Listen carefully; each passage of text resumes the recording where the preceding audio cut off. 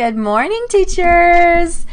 I'm so excited to be here today with you. I hope everyone had a really great Happy New Year and spent some quality time with your families and got some rest and relaxation. So today's lesson is number 4, and it's going to be all about collecting new words. And this one is actually one of my favorites because we're going to talk about the word collector. And this is one of my favorite books by Peter Reynolds. It is so amazing. So good morning, Janina. So glad you're here. Good morning, Tanya. So glad you're here. And I really need y'all's help with something. If you could share and spread the word about my Writers Workshop Reboot with your teacher friends, that would be amazing. So I have a teacher challenge for you, okay? If you are in other Facebook groups, like, for example, Fabulous Firsties, First Grade Rocks, Kindergarten Tips and Tricks, whatever Facebook groups you're in, if you will share my Writers Workshop Reboot with that Facebook group, like make a post about it, screenshot it, and then share it with me, you can message it to me, then you can choose any TPT product from my TPT store for free that is $10 or less, okay? Any resource from my TPT store, $10 or less, okay? So that is your teacher challenge. And I would love, love, love, love to have some more teachers join our Writers Workshop Reboot. So if you have some teacher friends that you know of, like on your team, from your school, that you think would benefit from this Writers Workshop Reboot, please, please, please share it with them. I submitted, the other day I put a link in the Facebook group that you can send them. I will link it again today for you guys if you need a link for them to register, because I just would love to share the wealth, you know what I mean? So today is all about collecting new words for our new story. So let's reflect on yesterday's training, okay? So if you tuned in yesterday, what did you learn that you are going to try, okay? So let's think about some things that we talked about yesterday. Making a social contract is very important with your kiddos, okay? Making a social contract with rules and procedures. How do we treat each other? How are we going to treat each other when there's conflict? Or maybe you want to try the author's chair questions. I shared a file yesterday of author's chair questions that you can have your kids ask each other. Or the process writing poster, the poster that had the popsicle sticks on it that you move down to the next step for the writing process for each child to see what step of the writing process they're on. So that would be fun. Organization, how to organize your templates. I have a banker's box. So if you did not watch yesterday's training, you might want to go back and watch it. Because all of these trainings that I've done have built on each other. Okay, so if this is your first time tuning in today, you might want to go back after this webinar is over. You might want to go back and start with number 1. Okay, so because they all build on each other. So organizing your writing templates. And also I shared a writing scope and sequence for you, okay? The scope and sequence has 4 9-weeks on it, and I divided it up into weeks, and I divided it up into genres. So if you need something to follow, I teach in Texas, and so we follow the TEKS resource system. And so I divided it up into genres that follow that scope and sequence from Texas. But you can apply it to any state if you don't have something. And so that is there for you in the file section also. Okay. So let me know in the comments which exciting new thing that you're going to try. So let's see. Janina says, I'm going to do the social contract and the scope and sequence. Yay, Janina. That's awesome. Thank you for sharing. Tanya says, so glad we can go back and catch up. Yes, absolutely, Tanya. You can watch any of these videos anytime that you want to between now and January the 18th, okay? This Facebook group is going to close on January 18th, okay? So you can also download any of these videos, okay? Download the videos. You can have them forever. Download all the resources from the files, Okay. I share at least 3 or 4 resources with you every single day that I teach you about in the trainings. Okay. So the file section is already full of files. Okay. So don't forget to download those resources. Okay. So good morning, Heather. I'm so glad you're here. That's awesome. We're kind of reflecting on what we learned yesterday in yesterday's training. So you guys can tell me in the comments what you want to try in your classroom in January. Let's see. Alyssa says, I love the scope and sequence and the author's chair questions. Yay, Alyssa. That's awesome. If you guys are just now coming on, I'm going to say this again. If you have any teacher friends that you would like to share my training with, okay, please share this training with them because they can still register. Okay, because this Facebook group will be open until January the 18th. If you share my Reboot with a Facebook group, like for example, if you're in Fabulous Firsties or First Grade Rocks, Kindergarten Tips and Tricks, any other Facebook group that you're in, if you share my Reboot with them, then you can pick any resource from my TPT store, which is $10 or less.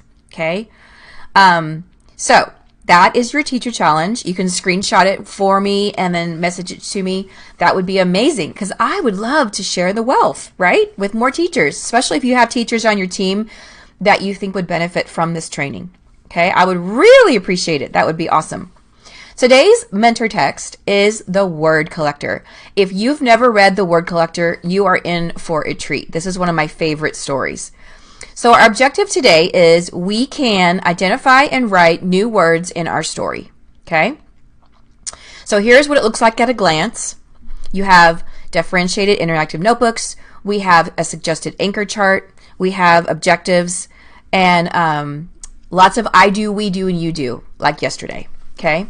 So here's the synopsis of the word collector. I chose the book The Word Collector for lesson number 4. This is probably my favorite Peter Reynolds book of all time.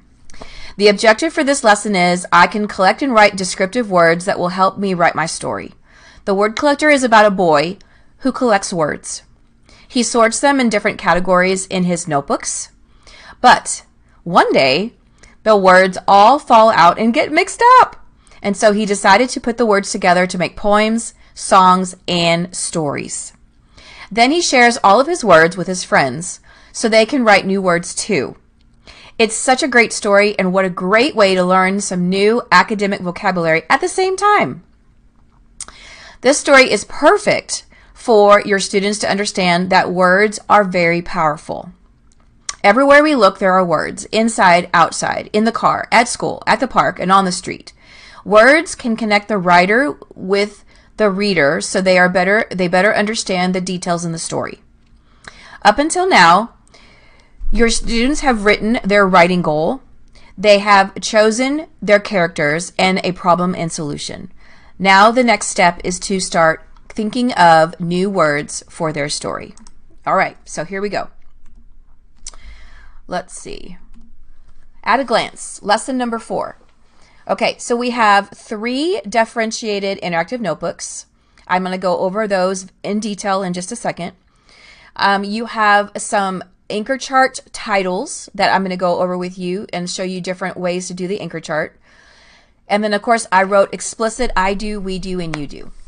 So for the I do part, you're going to remind your students that we've talked about our emotions by using words to show and not tell. Today, we're going to learn some new words to add to our story. You're going to show your students the anchor chart of our new word collection. We're going to read the word collector today, and I bet there's some new words that you've never heard of before. And you're going to give your students a Post-it note.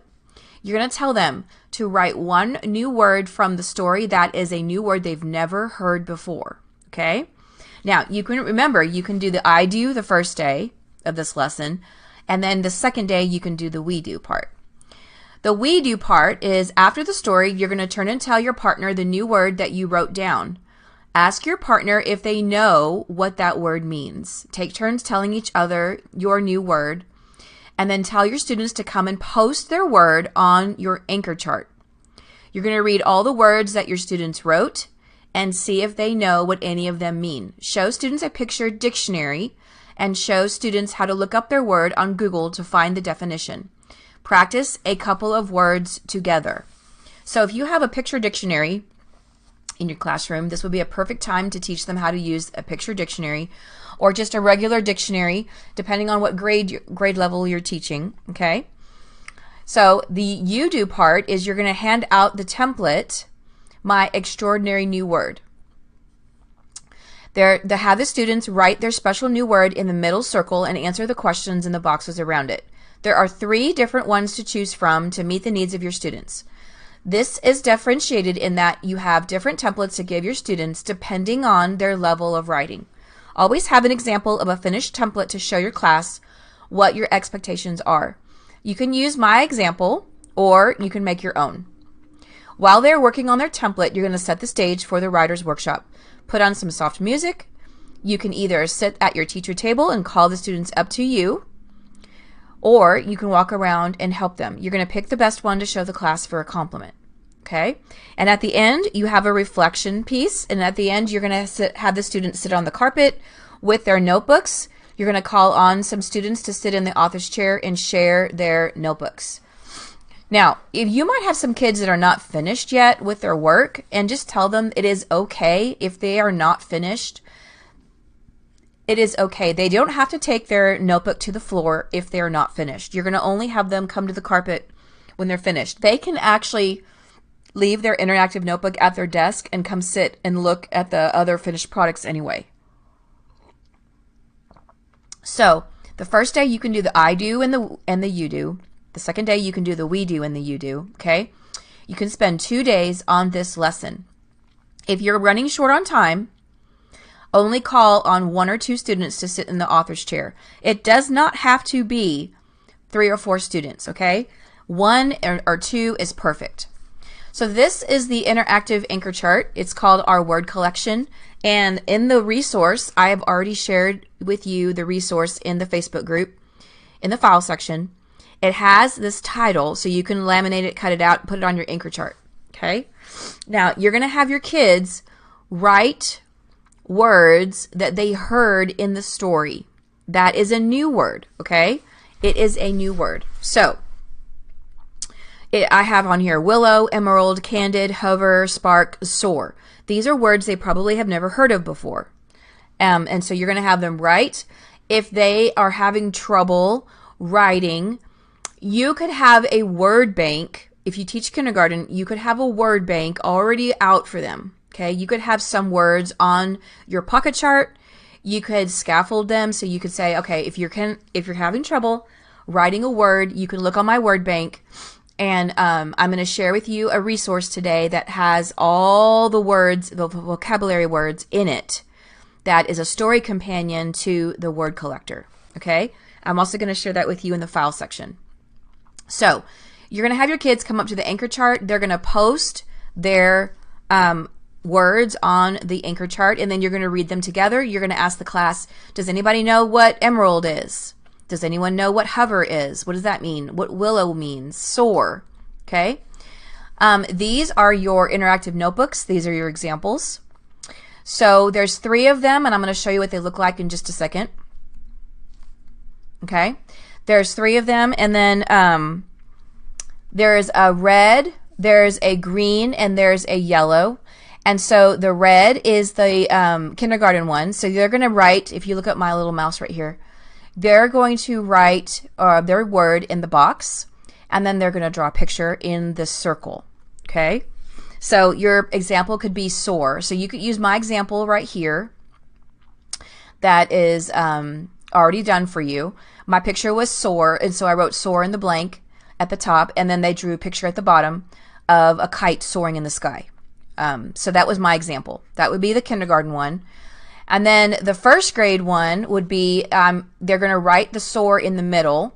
They're going to write a sentence using their word. The kite will soar high into the sky. Then they're going to circle either a noun, a verb, or an adjective, and then draw a picture of their word, and then what their word means. Soar means to fly high in the air. Okay? The second grade one has the same exact thing the first grade one does. The only thing is it has preposition or onomatopoeia. It has some different choices. It has some more choices that they've already learned, or they should have already learned, for their grammar. So it's differentiated to meet the needs of your kids, okay? So you guys can choose which one you want to do. So again, here is the anchor chart that you can use. And I use those Pecan brand anchor charts that are colored, that will have the colored pastel pages. They're the half sheets. They're not the full sheets. Okay, they're the half sheets. And so I use those because they stand better on my big book stand. And so I have an anchor chart tablet that is just for writing. I have an anchor chart tablet just for reading, and then just for math and science and social studies. I also have a table of contents in the front. And what I do is I write down all of my anchor charts that are already in the notebook with a table of contents. So if I want to find a page really, really fast, I just look at my table of contents at the beginning of my table of my anchor chart tablet, and then I try to find the page really quickly, and I have all the pages numbered. So that having a table of contents is really, really helpful. So today I'm going to link some videos in the Facebook group of how I make my anchor charts ahead of time with the title, the pictures in the border, and the table of contents. I'm going to let you guys watch that YouTube video, so you're welcome to watch that. I'm also going to start linking some writers workshop videos for you guys to watch my kids in action, okay? So watch out for that post. I'm going to make a post, all of my different YouTube videos of how I do a student conference, how I do a teacher conference, what does it look like and sound like, how do I use my writer's workshop dictionary, just things like that that you can get better ideas of what they mean and how I use them, okay? So Heather says, yes, a word bank would be helpful for my kinders. Yes, that is a great idea. So bonus number 5 is all about amazing adjectives, okay? This is going to be an extra bonus for you guys today. You're going to get a skill card that looks like this. It says an adjective is the word that describes a noun, feeling, color, shape, size, or number. And then you're going to get this anchor chart that's in the resource, size, shape, color, and feeling. And then this is an example of what you could have your class do with adjectives. At the top of the anchor chart, I also put the name of the mentor text that I use. I'm very detailed in what mentor text that I use for each anchor chart. So I put the title of the mentor text at the very, very top left-hand corner. So you see where my mouse is right here. There's the title. It said the biggest, best snowman. And then over here on the right side, I have the number, which is page 21. So in the table of contents, it says 21 adjectives. So I can just turn to that page really, really fast. Okay. And then I have an anchor chart, an interactive notebook for you guys right here. And it's all about a flower. And so you could brainstorm different words that describe a flower. Pretty, colorful, sweet, cute, pink, beautiful. Okay. So this would be an extension of this lesson if you want to extend this and then you want to review what adjectives are. Hopefully you've already taught adjectives in the fall. Okay. And so this is just an extension of this lesson if you want it. So that'll be bonus number 5. And then also I'm giving you in this resource, I'm giving you an adjective sort. Now this is really, really fun to do when you guys get back in January. So this is all about a snowman, but the students don't know that it's about a snowman. So when you read the biggest, best snowman, then you're going to put cards on your pocket chart that says size, feeling, color, and shape. And then you're going to give your kids these cards. Round, freezing, sphere, gray, tiny, fluffy, cold, gigantic, big. And then they're going to come up to the anchor chart and they're going to sort the cards under the correct category. But you're going to tell them, these cards make something, but I'm not going to tell you what it is. I want you to use your inferencing skills, and I want you to see if you can figure out what this is. Okay? So they're going to figure out what it is, and some of them are going to say a snowflake, an icicle, snow, and then finally someone's going to say, oh, a snowman. Yes, it makes a snowman. All these words describe a snowman. So then you're going to have them sit on the carpet with their interactive anchor chart. It says adjective sort, colors, shapes, sizes, feelings. Then they're going to make a list of each word that is on the pocket chart. Now, in my class, I just tell them pick your 3 best words. You don't have to write all the words. Just pick your 3 best words for each subject or each category. And then from here, they can write a procedural story about how to make a snowman. And in their story, they can make, when they write, first, I will use a big, round, gigantic snowball. So they're going to use these words. These are academic vocabulary words in their story. And I'm going to give them an extra $1 if they use these words, because this is their word bank. Okay. So remember, we talked about rewarding the kids if they use each academic vocabulary word in their story. We talked about that in lesson number 2. I give them a $20 bill if they write a whole page, and that really helps them have an incentive to write the longer stories. And then for every word on the pocket chart, they are going to get an extra $1. Okay, and they circle the word in their story. So I will also share with you today how to make a snowman if you're interested. Okay, so that's really, really fun. These adjectives are also going to be in the lesson plan that I'm sharing with you today. Okay, so you guys have fun with that. That's really fun for like a back to school in January. How to write all about how to make a snowman is really fun. Okay, I'm going to go over some organizational tips with you today about how to organize your mentor text. So I want to know, read any of these mentor texts. These are just for me, okay? These are just for me. I do not let them read any of them. So I have all these mentor texts underneath my teacher table. And so I have in the hanging files, I have them separated by skill. So for example, I have them separated by tiny moments, beginning writing, nouns, verbs, adjectives, prepositions, pronouns, adverbs, onomatopoeia, and so on. Okay, so all the skills that I am teaching them throughout the year, I have them divided into my hanging files. Okay. Same thing with Reader's Workshop. This one over here is for Reader's Workshop. So I have the hanging files, and I have them separated by skill. So for Reader's Workshop, I might have, let's say, text-to-self connection, text-to-world, text-to-text connection. I have them sorted by, let's say, cause and effect, or story elements, or characterization, author's purpose. So I have them sorted. Okay. So I would like to know what you guys do for your mentor text. Okay. So let me know in the comments what you guys think. Okay. That would be helpful for me, because I always like to learn some new ideas also. But I do not have the kids read these books. They're just for me. Okay.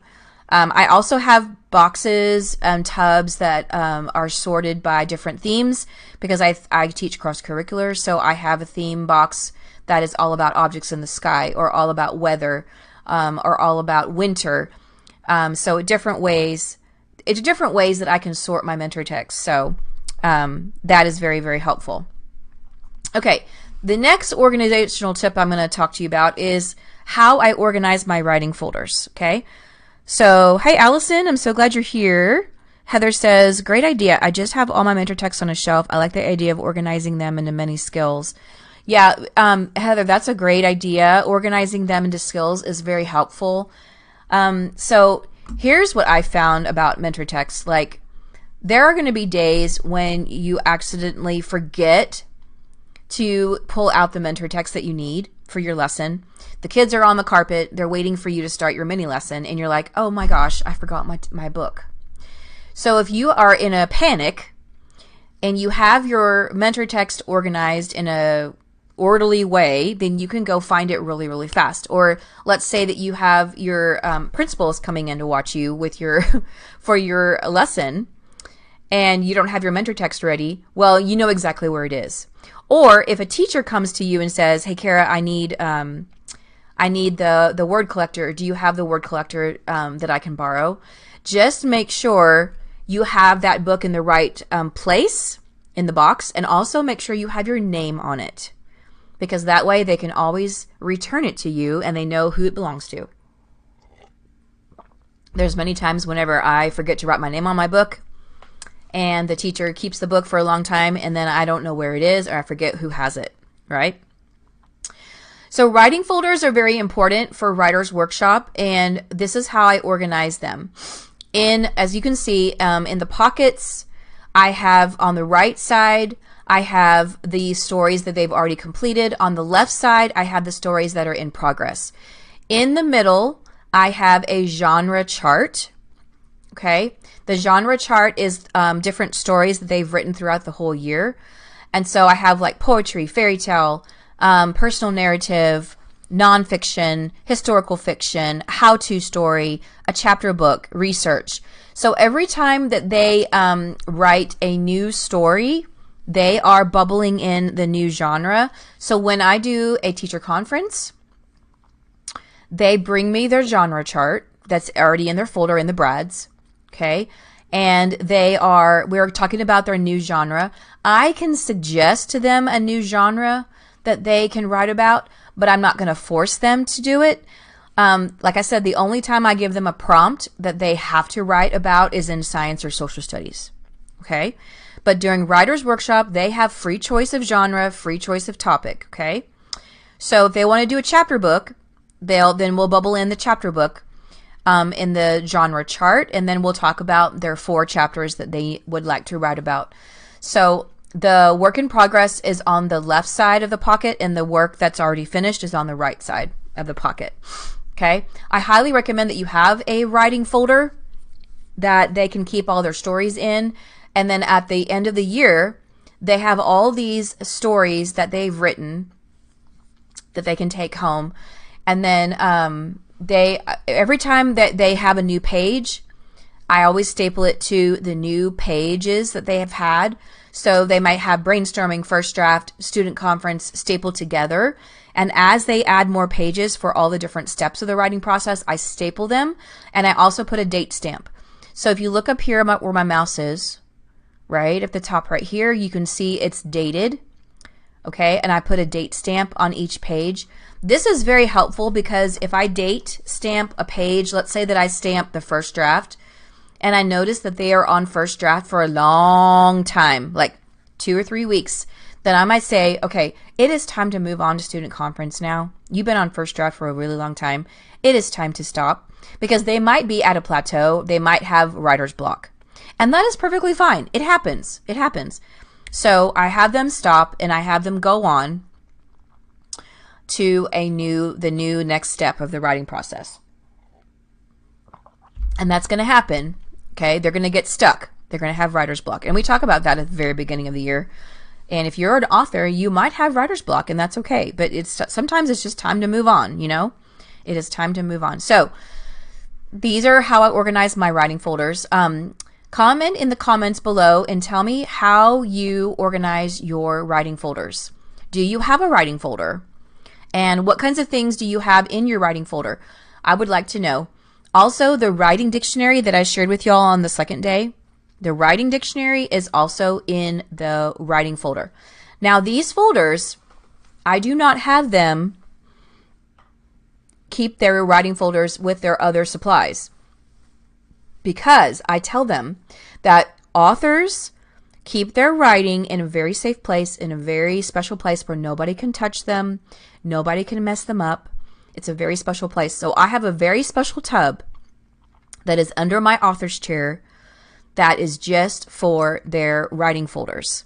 Okay, so whenever they're all sitting on the carpet, I've just given their mini lesson, and it's time for them to do status of the class, which means that they're going to go up to the poster and they're going to look at their stick and they're going to tell me what step they're on of the writing process. I give them their folder from the basket that's under my author's chair, and I always have like a special student that's in charge of handing out the folders.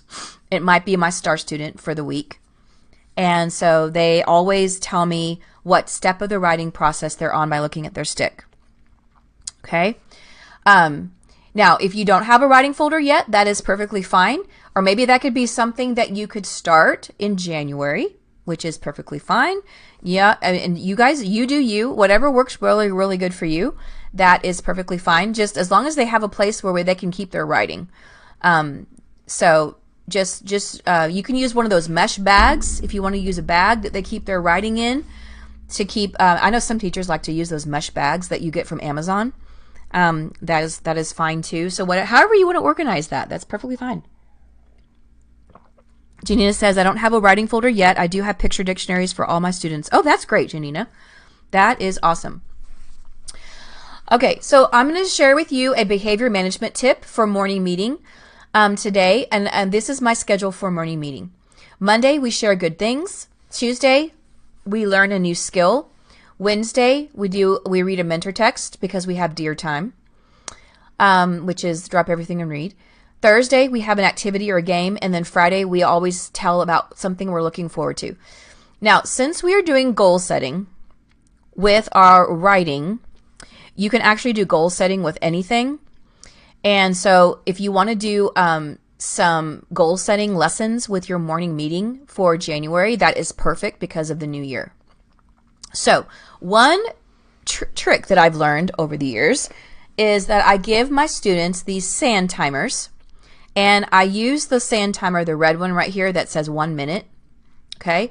And I give the students the sand timer, and they pass around the sand timer. When they want to speak, they hold the sand timer, and whenever it runs out, they have to pass to the next person. Because you know how kids love to talk. They love to talk very, very much. They want to talk all day long. And so having a sand timer to pass around really cuts down on their talking and limits their time to share. Now, they do not have to share, okay? So if we're sharing good things on Monday, sharing good things that happen on the weekend, they have 1 minute to share, okay? If they are sharing something that we're looking forward to, they have 1 minute to share. Now, it's really interesting whenever they're sharing, what are we looking forward to? On Fridays, I have what's called Fun Friday, but on Fridays, I do focus poetry. I pick a new star student on Friday. I have treasure box on Friday, and we have Fahrenheit Friday. So those things are my Fun Friday. And so they always say, oh, I'm looking forward to our new star student, or I'm looking forward to Fahrenheit Friday. My Fahrenheit Friday is what we do for science experiment investigation on Fridays. And so it's just really interesting to hear. It's really fun to hear what they're looking forward to. But having a sand timer is really great because it really eliminates their talking time. And they don't get upset because it's all about how much time they have. And when the time runs out, they have to pass it on. Okay. So if you want to use the 30-second timer, there's a 30-second timer. And I got these off of Amazon. There's a package of sand timers. And so that's really, really helpful. So that's my behavior management tip for you guys today. Okay, Alyssa says, I luckily have extra cubbies from another teacher, and students put their writing in the slot of their number. They have a number for just about everything in my classroom. It's the same number, of course. Oh, that's a great idea, Alyssa. That is awesome. That is awesome. Okay, I don't know if you guys know this. Yesterday, I talked about my membership, if you're interested in checking that out. But I also have a course that is called From Scribbles to Stories. It's how to launch Writer's Workshop from day one, okay? So tomorrow's our last training, and I'm going to share with you what you're going to do after day 5, okay? After lesson number 5. And the course that I have goes beyond day 5, okay? So if you're interested in checking out the course, I'm going to put a link in the comments for you to check out, okay? Now, this course is how to launch Writer's Workshop from day 1, and this is how I teach you how to do the process writing, how to go through each different step of the writing process with your kids, how to teach that, how to use mentor text, how to use the templates, how to differentiate, because every single child is going to be on a different part of the writing process. So it's worth $500, but you get it for $150. It's 6 monthly payments of $25. It has 8 modules. It has 9 bonus modules. You have 20 year-long writing resources, plus with training videos for each module, YouTube videos of my class, and it's worth 6 CPE hours. Okay. Now this course is also inside of level 2 of my membership. Okay. Level 2 of my membership, which I shared yesterday, is $25 a month, and this course is also in level 2. Okay. So I'm just putting that out there if you're interested, because after day 5, after tomorrow, our trainings are going to end, and it's going to be like, I'm going to give you some tips and tricks on how to extend this, but the course really goes into a lot of detail about how to go past day 5, okay? So for the Q&A today, there's a question. Kara, how do you run your conferences? How long do you spend with each student? Okay, so student conferences, teacher conferences are a very important part of the writing process. And what I do is when you have, anytime the kids have a question, they're going to raise their hand. Anytime, okay? They can be on brainstorming and raise their hand. They can be on first draft and raise their hand. They can be on final draft and raise their hand. I sit at my teacher table and they come up to my table. I only conference with 4 students at a time. It is a revolving door, okay? So I only spend about 30 seconds with each student. Now you're like, oh my gosh, 30 seconds? That's not a whole lot of time. No, it's not. So here's the thing. Everybody else in the class is working quietly. They're raising their hand to wait for you. I tell them, while you're waiting for Miss Rickman to call on you, you can be doing some things. You can be reading your story. You can be drawing your pictures. You can be coloring. You can be outlining. You can be writing, okay? You can be thinking about what you're going to be doing next while you're raising your hand. You cannot be sitting there and raising your hand and doing nothing, okay? You have some things that you can be doing. So you're still keeping them engaged while they are waiting for you. Now, I've seen this done in a lot of different ways, but this way works for me. Some teachers like to walk around and conference. I don't like to do that, and here's why. It is too distracting for the other kids who are writing, okay? So I have the lights turned off. I have the music playing while we're doing independent writing. While they're independent writing, I am answering questions, okay? I'm calling up 4 kids at a time. So I rotate around my table and I give them a really fast, really quick task. Okay, I give them a compliment. Oh, I like how you outlined your picture, but you forgot to draw this and this and this, or you forgot to write the page number at the bottom. So I'll give them a compliment and then I'll give them a task to go back and do at their desk. Okay, I'm very quick, and I've done this for 25 years, so I'm very quick to give them a quick task.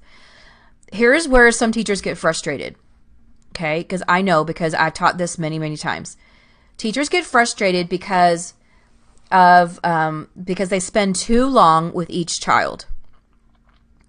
You don't have to do that, okay? The rest of the class is going to start having issues, behavior issues. They're going to be silly. They're going to maybe start crying. They're going to start being class clowns. You're going to get them off task if you wait too long to conference with each child, okay? Like I said, it's a revolving door. You have 4 kids at your table at a time. When you finish with 1 kid, you call another kid up. So you're always having 4 at a time, okay? But you're rotating them out, so you have 4 different kids at a time. Does that make sense? I hope, okay? So they're bringing their story up to you to ask a question, or they might have a question about their dictionary. They might have a word that you want to spell.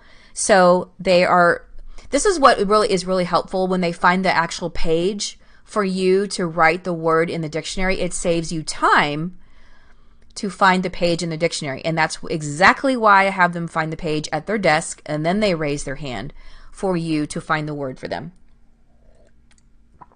So I would like to know in the comments, how do you guys do teacher conferences? Okay. Do you walk around? Do you sit at your teacher table? Do you have a sign that they do, a specific sign or signal that they do if they want a conference with you? But the point is to have them quickly come up, give them a quick task, and then go back. You don't spend more than 30 seconds because then the rest of the class is not being able to talk to you. Okay? Now, I do have a teacher conference checklist. The teacher conference checklist says, did you complete your brainstorming page? And then they put a check. Did you complete first draft? Check. Did you complete a student conference? Check. Now, if they bring this page to me and they haven't done a student conference, I'll say, uh-oh, you forgot student conference. You're going to have to go back to that step and complete it.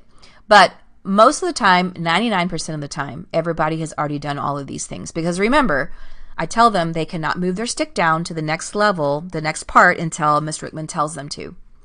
Did you complete proofreading page? Check. Did you fix all the words that were circled? Okay, they're going to either put a check or an X right there.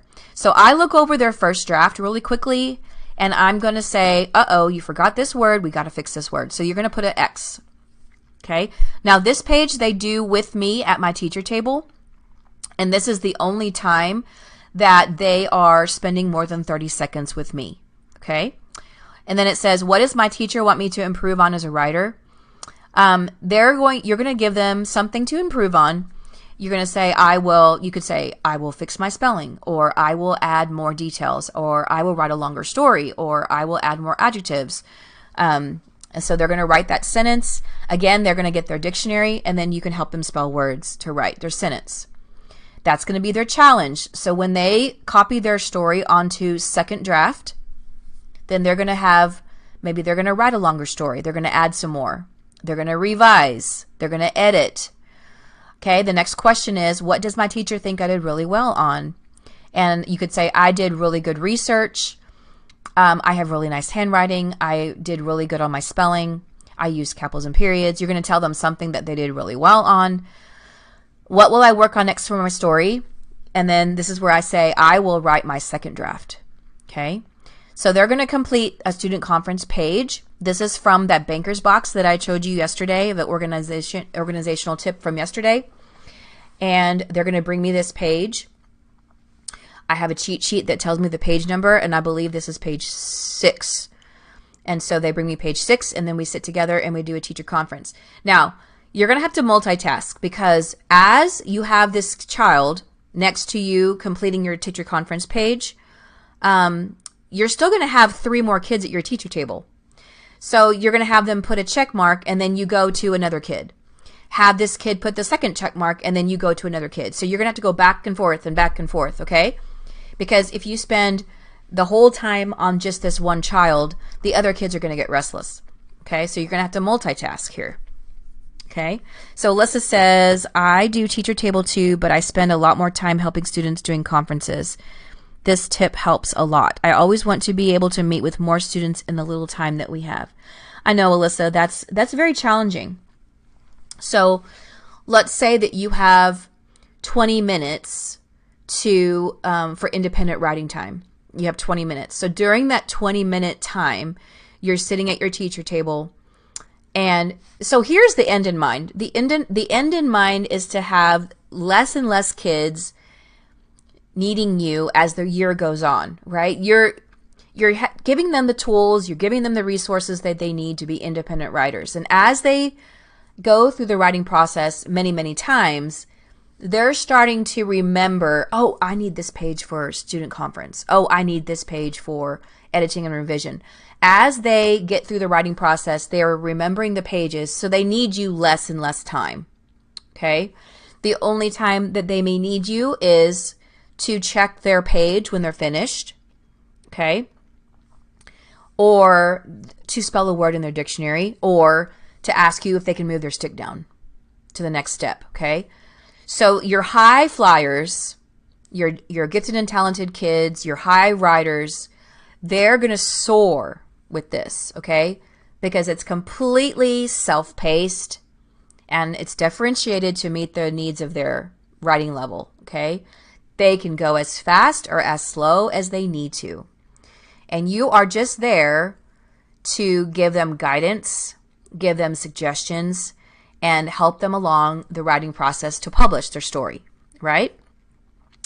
So Your end goal is to get them weaned off of you as much as possible by the end of the year, okay? Now, your low babies are still going to need you a whole bunch, okay? I will tell you, that's the frustrating part, because they're going to still need you every single step of the way. That's okay. That's okay. You're also giving them the same tools that your high flyers are using, okay? And some of your low babies are going to really take off with this also. They're going to get more independent. That's what you want, right? Because you're preparing them to be independent writers for the next grade, right? Okay. So Janina says, I call my students back to the teacher table. I love the 30-second tip. Yes, that's great. That's great. And guys, don't be afraid. Don't be afraid to only spend 30 seconds with each child. It's okay, okay? Because that's not the only time you're going to meet with them. You could have them, they could raise their hand again. Okay? You might meet with the same child 4 or 5 times. You might not meet with one of the kids might not meet with you at all. Some of the kids might not need you at all because they're high flyers. They're writing their first draft. They can use their dictionary by themselves. They're finding the words that they need by themselves in their dictionary. And you know what's really awesome is that now, whenever the kids are going to their desk, I turn the lights off, I put the music on. If they were on a student conference yesterday, they know that they can go back to their student conference partner and finish up without even asking me. So it's really, really fun to see the kids, the partners, sitting on the carpet by themselves, and they are finishing up their student conference that they didn't finish from the day before.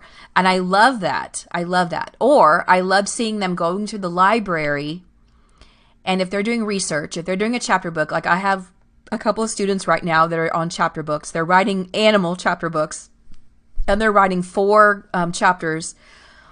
One little girl is writing a chapter all about dolphins and all about lions and tigers and elephants or whatever.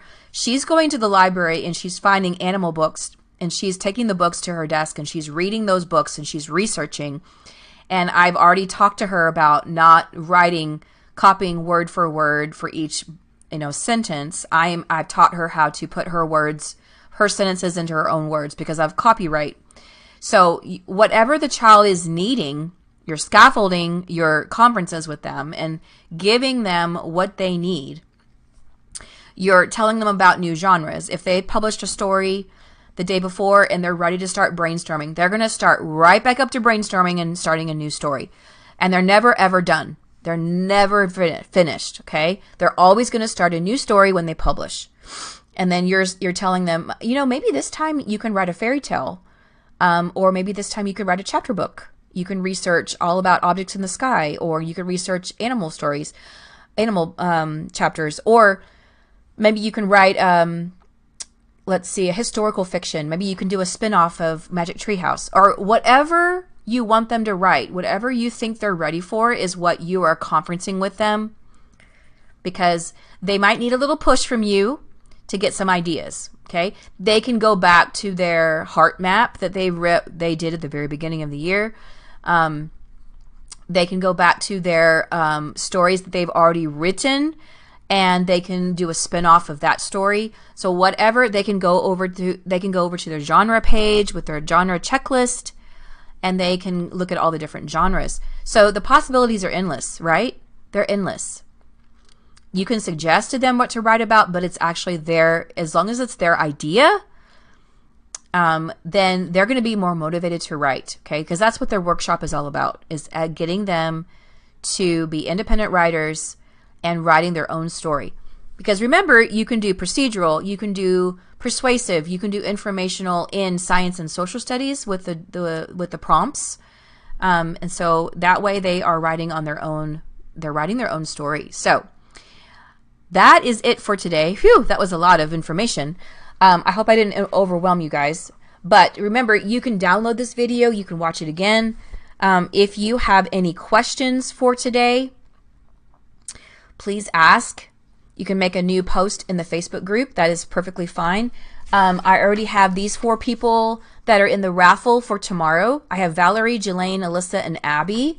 So thank you for asking questions to be put in the raffle. And then tomorrow I'm going to raffle off a name to win either a TPT gift card or an Amazon gift card or a brand new Peter Reynolds mentor text that I've taught you about. So if you guys want to ask a question, I can still add some more names to the raffle. And also, I would love it if you guys will share my Writers Workshop Reboot in other Facebook groups, because I would love to have more teachers in our Reboot, because we have until January 18th until the Facebook group closes down. So please share this with your team. Share this. I'm not saying share the lessons, but share the link. I'm going to share a link with you guys for them to register if they're interested. So I would love to have more teachers join. I just want to share the wealth. Okay, share. I love to share with more teachers around the world. That makes me happy, and that makes me happy to know that their students are also benefiting from what my students are benefiting from. So I would love for you guys to share with your teachers and Facebook groups. And if you do that, you get free choice of any TPT resource from my store that is $10 or less. Okay, I would love that. So screenshot it and then send it to me, message it to me. I would love that. Stay tuned for tomorrow. Tomorrow's lesson is all about visualizing my new story. That's going to be lesson number 5. Okay, and also make sure to check the Facebook group files today. Lesson number 4 is already in there for you guys. You can download it. You can look at it, print it off as you are able. And then I'm also going to upload the adjective lesson for today, the bonus adjective lesson for today, and a couple other things for you guys to look at from my TPT store. Okay? So, I love you guys. Thank you so much for watching today. And until next time, let's take your classroom to the next level. I'll see you tomorrow. Bye. Mwah.